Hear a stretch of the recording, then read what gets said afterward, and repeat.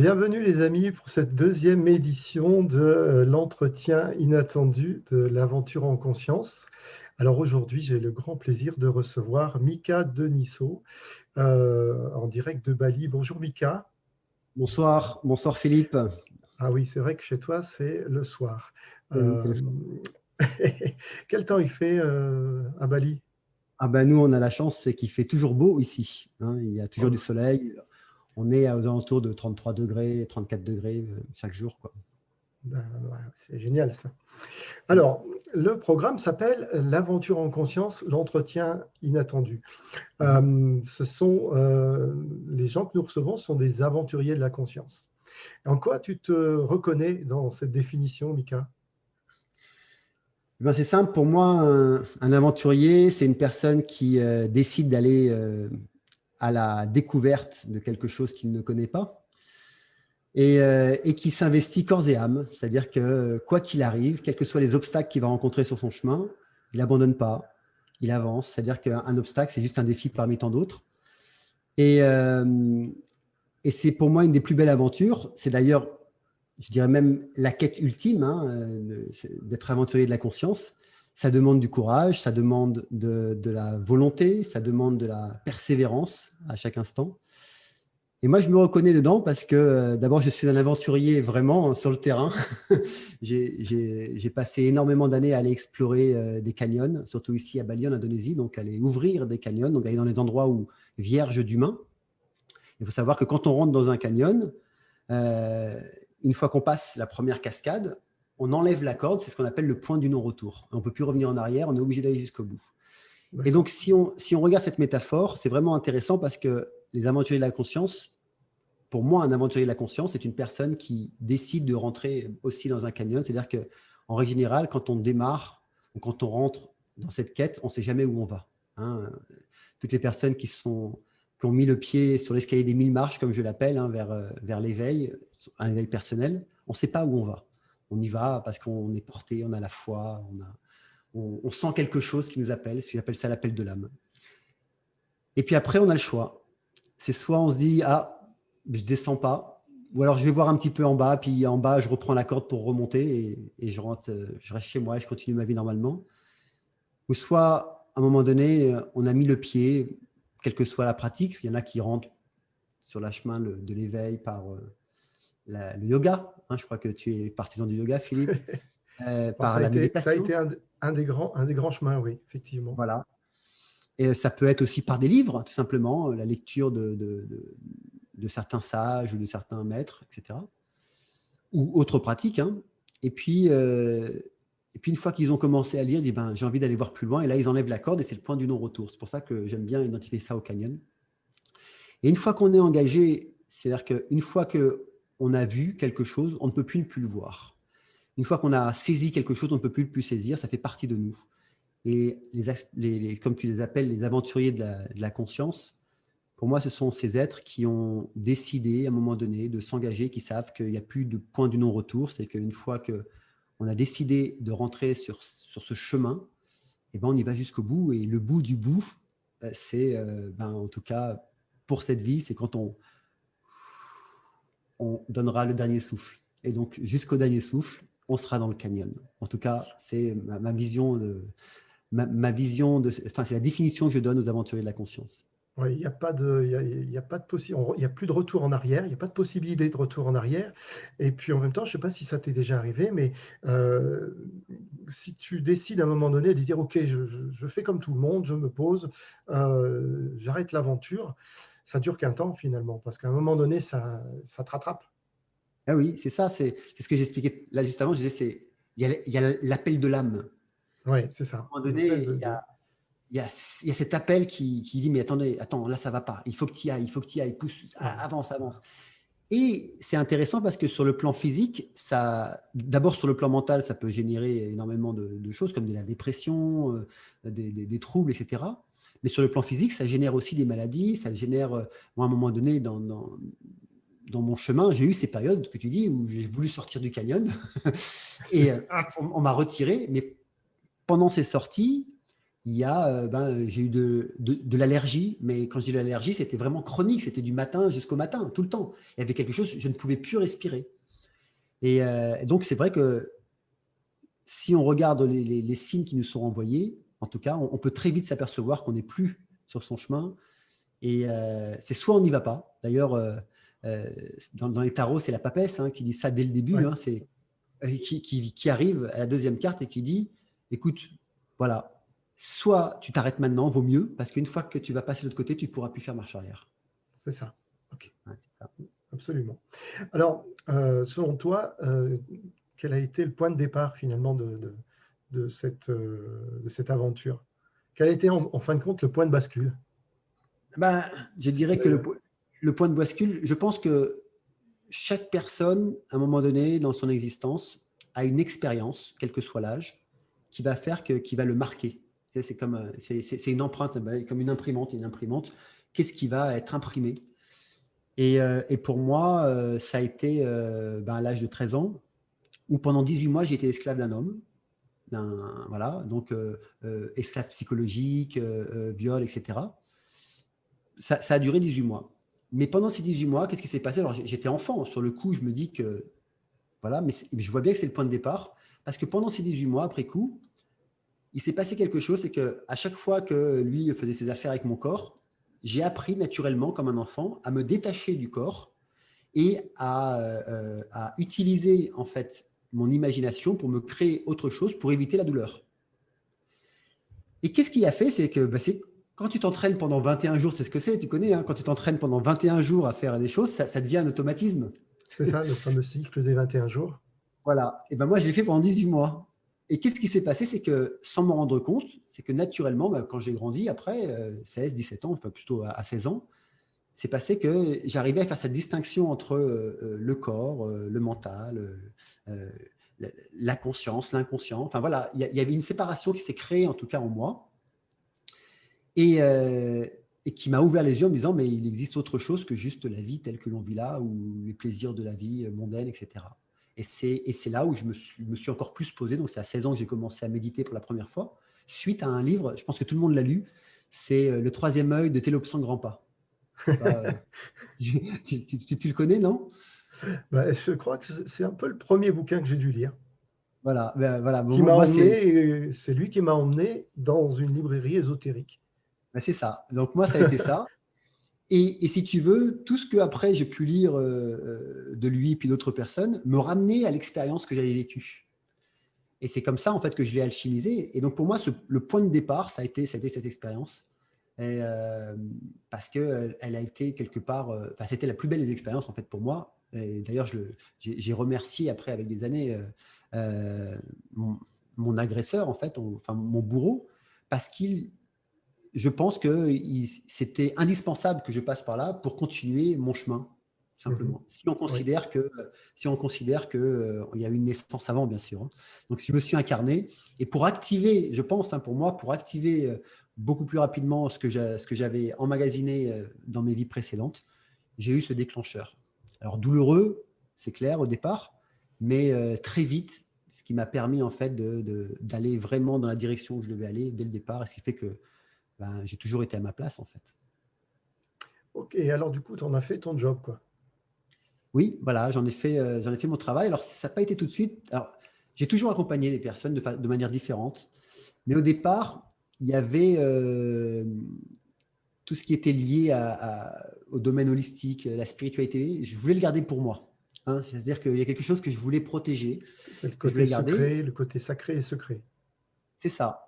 Mais avec le temps, ce que je voulais protéger, c'était l'enfant en moi, tout simplement, pour lier à ce que j'avais vécu. Donc, je voulais protéger cet enfant. Et pour moi, l'enfant que je voulais encore protéger, c'était ce côté, ce que tu dis, sacré et secret de la spiritualité des profondeurs. Par contre, j'enseignais toujours, puisque j'ai commencé au tout début, j'accompagnais les gens, mais c'est plutôt dans le domaine du sport extrême. Et j'avais monté une organisation internationale que j'ai revendue d'ailleurs, où on était présent dans 97 pays, 17 000 membres actifs, des professionnels. Et j'étais le premier à amener en fait de la psychologie et de la spiritualité dans les formations professionnelles. Donc, on délivrait des certificats professionnels pour pouvoir exercer un sport extrême qui était le canyoning. Et donc, c'était une manière pour moi de contribuer, d'amener mes connaissances spirituelles et psychologiques, mais d'une manière déviée un petit peu, tu vois, un petit peu cachée. Donc, j'avais des modules psychologiques, des modules philosophiques dans le sport extrême. Et ça, c'était vraiment intéressant. Et je formais en fait des coachs, hein, enfin, je formais des formateurs qui allaient former à leur tour. Donc, c'est comme si on formait des coachs, donc avec tout le processus de coach, etc. Jusqu'au jour où j'ai compris que il fallait que j'arrête. Il fallait que. Le point de bascule, ça a été, mais pourquoi est-ce que tu formes des gens à préserver leur vie, parce qu'ils vont se mettre en danger en allant dans les endroits extrêmes, plutôt que de leur dire de ne pas y aller? Non, n'y allez pas, n'y allez pas. Mon dilemme, il était là, le paradoxe, il était là. Et c'est là où j'ai décidé de vendre. Et j'ai dit non, j'arrête et je me consacre vraiment à ce que je dois faire, quoi. Voilà. D'accord, ok. Donc vraiment, et là, du coup, qu'est-ce qui s'est passé? Le job a changé. Le chemin de l'aventurier a pris un nouveau tournant? En fait, le job, il n'a pas changé. Il a juste évolué. C'est-à-dire que je faisais le même job, sauf que d'un côté, d'une manière détournée, et puis de l'autre côté, d'une manière beaucoup plus ouverte. Voilà. Donc, il y avait plus de congruence, en fait, à un moment donné. C'est-à-dire que ce passage a permis ça m'a permis d'avoir plus de congruence dans ce que je faisais. Donc, de moins rester dans l'ombre et de plus être ce que je suis. Et ça a changé d'abord ma façon d'enseigner, ma façon d'écouter, mais ça a énormément changé aussi ma façon d'être avec moi-même au quotidien, quoi. Parce que plus tu as de la congruence, moi, ce que j'ai découvert, c'est que en acceptant d'avoir plus de congruence, donc d'être en accord avec ce que je dis, ce que je pense et ce que je fais au quotidien, ça m'a mis en face d'abord de mes faiblesses, ça m'a mis en face de mes doutes, de mes craintes, de mes peurs, mais aussi de toutes mes qualités, de tous les acquis en fait, que j'avais eus pendant toutes ces années. Et ça m'a permis d'être tout simplement d'être moi, quoi. Et c'est pour ça que la première formation que j'avais montée, enfin le premier séminaire s'appelait la maîtrise de soi. C'était vraiment ça. La maîtrise de soi. Ouais. Ok. Et donc, en fait, tu as répondu à la question que je voulais te poser, c'était en quoi c'était important pour toi de faire ce changement. C'est ça, hein. Ouais, c'est exactement ça.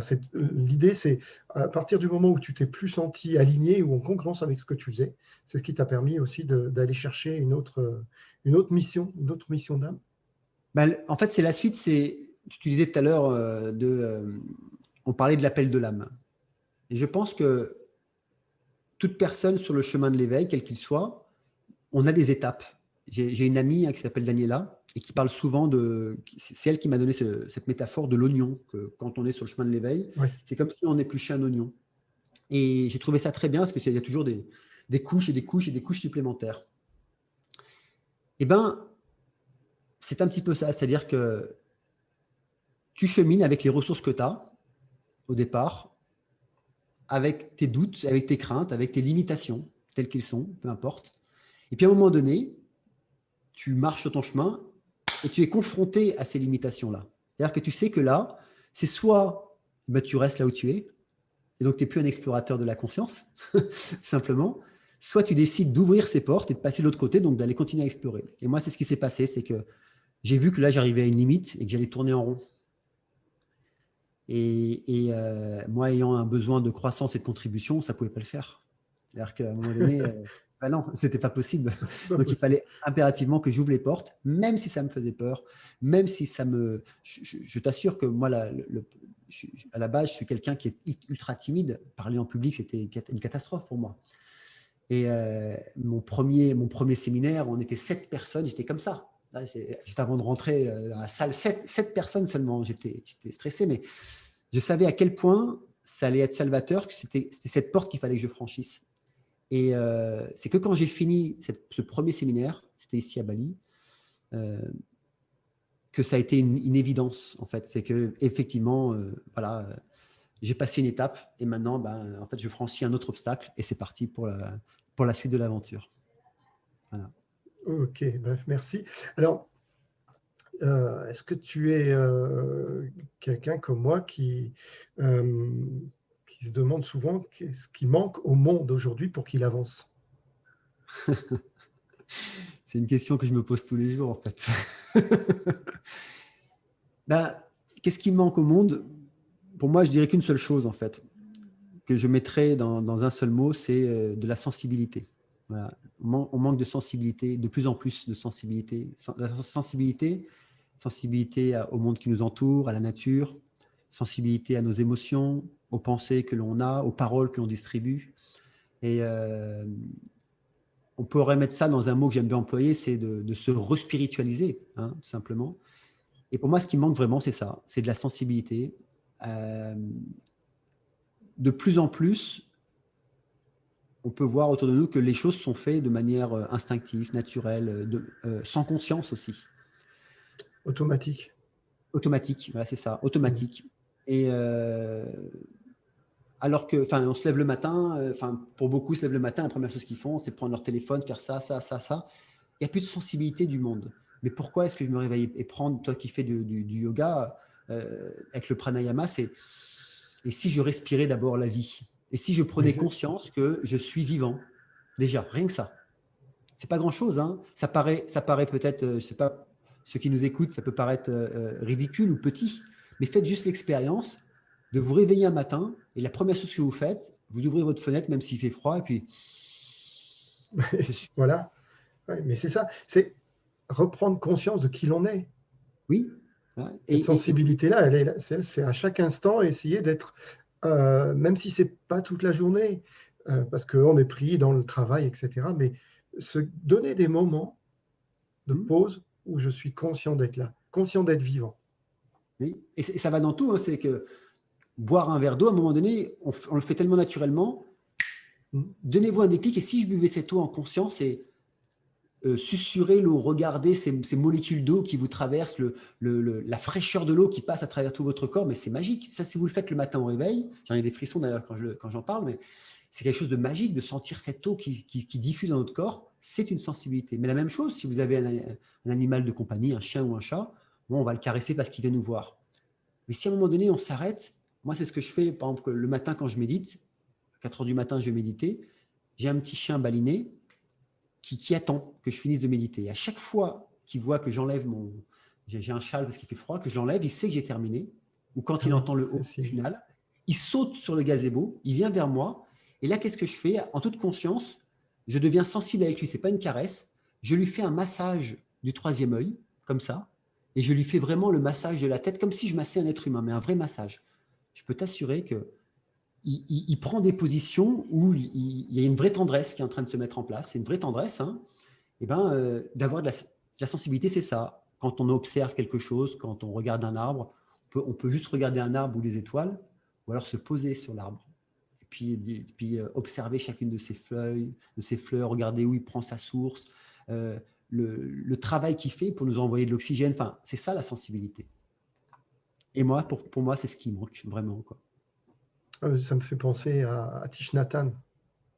Oui, c'est ça. Quand il parle de pleine conscience et d'aller même jusqu'à faire la vaisselle en conscience. Parce qu'en fin de compte, ce n'est pas nécessaire de s'arrêter pour être conscient. C'est juste mettre de la conscience, de l'attention dans tout ce que l'on fait. Le plus petit geste au quotidien. Et à force voilà, il y a peut-être l'histoire des 21 jours, je ne sais pas, ou peut-être des 21 mois ou 21 ans, mais en tous les cas, en le faisant le plus souvent possible, dès qu'on y pense, on revient dessus au quotidien. Eh bien, la première journée, ça va être 1 fois, 2 fois, mais au fil du temps, eh bien, il va y avoir de plus en plus de moments où on va être conscient d'être là. Et on va être de plus en plus dans le présent. Et plus dans le passé, plus dans le futur, mais dans le présent, ici et maintenant. Tu sais, il y a un exercice qui est ultra puissant et vous pouvez l'essayer tous. Hein. C'est que quand vous mangez, vous prenez votre cuillère, vous mangez et faites juste le geste de poser la cuillère. Enfin, moi j'ai la cuillère, parce qu'ici on mange avec la cuillère à Bali. Hein. On mange pas avec la cuillère. Ils n'ont pas encore inventé la fourchette là-bas. Voilà. Si, mais tout est fait pour être mangé avec une cuillère. Vous prenez votre fourchette et vous la posez. C'est-à-dire que vous prenez une bouchée, mais plutôt que de préparer l'autre bouchée pendant que vous mangez, c'est ça, oui. Vous posez la fourchette. Et vous allez voir que naturellement, d'abord, vous allez réduire la vitesse pour avaler les aliments. Et vous allez prendre conscience que vous avez quelque chose dans la bouche. Mais ça, c'est automatique. Et ensuite, et là, vous reprenez la cuillère et vous reposez la cuillère ou la fourchette. Et ensuite, faites la suite du repas en le faisant normalement, c'est-à-dire vous mangez. Et puis, pendant que vous êtes en train de mâcher, ben, vous coupez ce que vous avez à couper pour préparer l'autre bouchée. Et là, vous n'êtes plus du tout dans la conscience que vous êtes en train de couper, vous n'êtes pas en train d'assimiler les aliments. Ça change tout. D'ailleurs, ce sont les yogis qui enseignent de manger comme ça aussi à la base. Ils appellent ça la nourriture aussi sattvique, de mâcher le prana des aliments, oui. de mâcher jusqu'à ce que ça devienne liquide. Et ça, c'est magnifique. Si en plus, vous liez ça, c'est-à-dire que vous prenez l'aliment, vous posez la fourchette, et là, vous fermez un instant les yeux, vous mâchez jusqu'à ce que vous n'ayez pas à avaler. C'est-à-dire que ça s'avale tout seul. Et en même temps, vous envoyez des informations positives aux aliments en les remerciant, en regardant d'où ils viennent. Ça va changer vraiment votre façon de voir le monde et ça va élever votre sensibilité. Quand je suis en retraite méditative, c'est ainsi que je mange tous les jours, quoi. À la maison, honnêtement, je vais être honnête avec vous, je ne le fais pas à tout moment. Par contre, il y a toujours dans le repas un moment où je vais poser la fourchette, tout le temps. Ça me fait penser à tu bois ce que tu manges et tu manges ce que tu bois. Voilà. Ça veut bien dire qu'il faut mâcher de manière à ce que ce soit vraiment… Et ça ralentit tout. Et la notion de satiété vient beaucoup plus vite et en même temps sans manger plus que la normale, quoi. Tu sais, ceux qui ont été à l'ashram de Ajahn Chah, je vous parle en connaissance de cause, on mange qu'une seule fois par jour, à 8 heures du matin, et juste un bol. Alors, tu en profites pour vraiment… Eh bien, je peux vous assurer que ce bol, vous ne le mangez pas en pleine conscience, en ultra-conscience. Ça veut dire la moindre petite bouchée, mais vous la faites traîner et ça devient ultra-conscient pour que ce bol puisse tenir 24 heures. Voilà. C'est ça. Qu'est-ce qu'il y avait? Du riz dans le bol, j'imagine? Il y a un peu de tout, c'est du riz, des légumes, des soupes. Enfin, ça dépend, tous les jours ça change, quoi. Ok, donc on a dit que ce qui manquait le plus pour toi, c'était la sensibilité. La sensibilité. Redevenir sensible. Sensible, ouais. Réélever sa sensibilité en soi, quoi. Ok. Comment tu vois la notion de sacré? On en parlait tout à l'heure avec ton récit de l'enfance. On parlait. Qu'est-ce que c'est pour toi la notion de sacré? Pour moi, la notion de sacré, c'est quand on respecte, d'abord qu'on se respecte soi, premièrement. C'est-à-dire qu'à partir du moment où on se respecte soi dans sa totalité, on respecte son corps, on respecte ce que l'on pense, la manière dont on agit.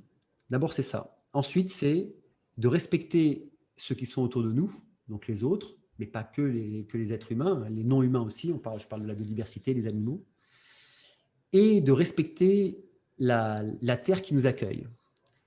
Le sacré, pour moi, il part ici. C'est-à-dire que si on prend conscience, là maintenant, dans l'ici et maintenant, que l'on est des invités de cette planète, qu'on est des animaux parmi tous les autres animaux, et que chaque être qui existe en fait ici fait partie tout simplement de cette grande chaîne, de cette grande famille d'humanité qui contribue à notre existence.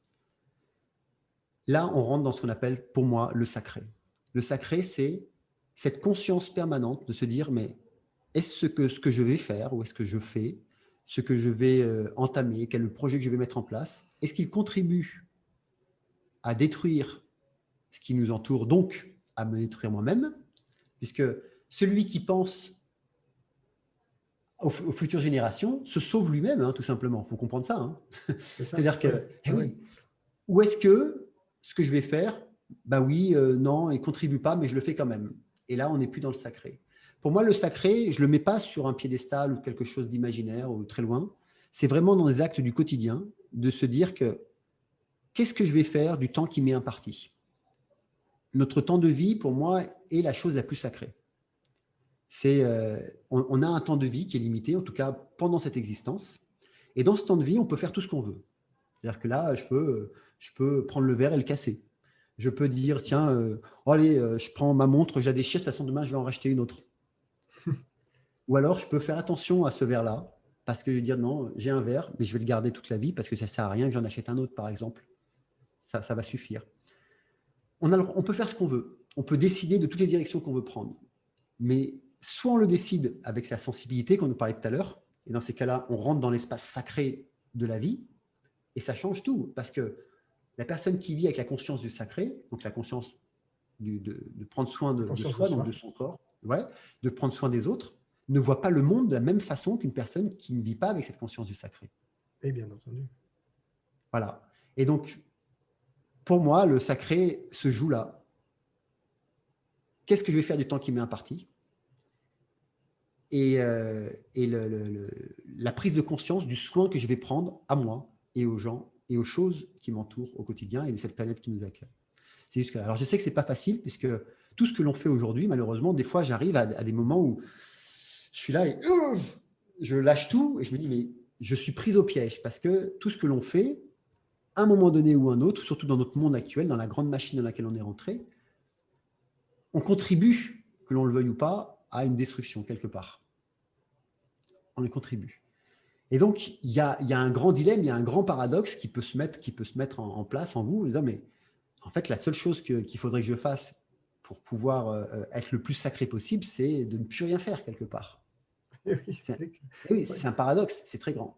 Mais en même temps, voilà, l'autre facette que je vous invite peut-être à penser, si c'est votre cas, comme ça a été le mien, c'est de me dire, OK, mais je suis né à cette époque, je ne suis pas né dans une autre époque.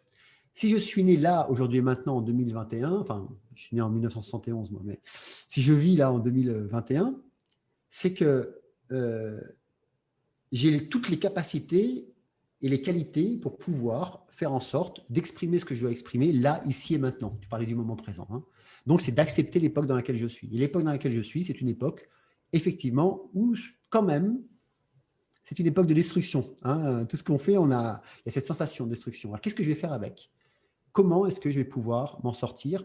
Qu'est-ce que je vais faire pour moins détruire possible et le plus possible éveiller d'autres et les autres à faire qu'eux aussi détruisent le moins possible? Je ne sais pas où ça va, je ne sais pas ce que ça va donner parce que ce n'est pas de mon ressort, je ne sais pas pourquoi, voilà. Mais par contre, en agissant ainsi, je rentre dans cet espace sacré. C'est difficile, je sais, mais c'est OK. Ça nous amène dans des zones de confort, OK, mais c'est OK. Voilà, c'est à ce prix-là hein, qu'il faut. Tu parlais de l'aventurier, l'explorateur l'explorateur, tu disais ça comment tu disais tout à l'heure? Les aventuriers de la conscience. Les aventuriers de la conscience. Un aventurier de la conscience, c'est ça, c'est que je suis dans une zone d'inconfort, mais c'est OK. Mais voilà. Simplement. J'ai choisi ce chemin-là. Et OK, j'y vais. De toute façon, on a vu qu'on ne pouvait pas aller en marche arrière, hein, c'est pas possible. Non. On ne fait pas demi-tour pour dire non, finalement, non, je ne vais pas y aller. Voilà, c'est trop dur. Bon, alors OK. Et alors, dernière petite question. Merci encore pour tout ce que tu viens de nous transmettre.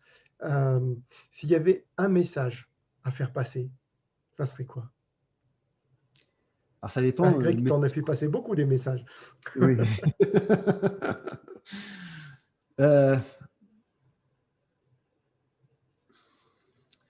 Laisse-moi juste me poser un peu. Malgré tout ce que j'ai dit, s'il y avait un message à faire passer, eh bien, je dirais ceci. C'est que, plus ou moins, nous tous, nous ne savons pas pourquoi nous sommes ici. Nous pouvons l'imaginer, hein, chacun. Nous pouvons avoir une interprétation. Okay. Plus ou moins, nous tous, nous ne savons pas d'où nous venons. Là encore, nous pouvons l'imaginer. Plus ou moins, nous tous, nous ne savons pas où nous allons, vraiment. Par contre, il y a une chose qui est un fait. C'est qu'on est tous ensemble au même endroit. On est tous là. Bien sûr. Tous plus ou moins perdus, mais en même temps, pour certains, et là, je ne dirais pas plus ou moins, mais pour certains, avec une foi à l'intérieur de nous. Et moi, je vous invite peut-être juste à...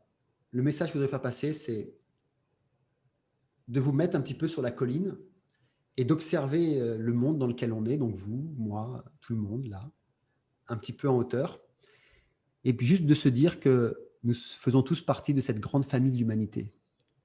et que nous ne sommes pas différents en fait l'un de l'autre, quel que soit notre statut social, quel que soit le lieu où nous habitons, quel que soit ce que nous avons, ce que nous n'avons pas, le travail que nous faisons. Il y a tous en nous exactement ces mêmes questions que je viens de vous dire là, sur le sens en fait de notre existence. Et si un petit peu chaque jour, c'est juste ça, je vais faire le docteur homéopathe, hein, si un petit peu chaque jour, vous ouvrez votre petite boîte là et vous prenez votre homéopathie, 3 petites gélules, et juste pour vous dire, mais je ne suis pas différent de l'autre qui est là, je ne suis pas différent des autres, de ceux qui souffrent, de ceux qui ne souffrent pas. Qu'est-ce que je pourrais faire aujourd'hui, tout simplement, pour faire en sorte que chaque personne que je rencontre, ou au moins une personne que je rencontre, je puisse la rendre plus heureuse, la mettre dans un état mieux que lorsque je l'ai rencontrée.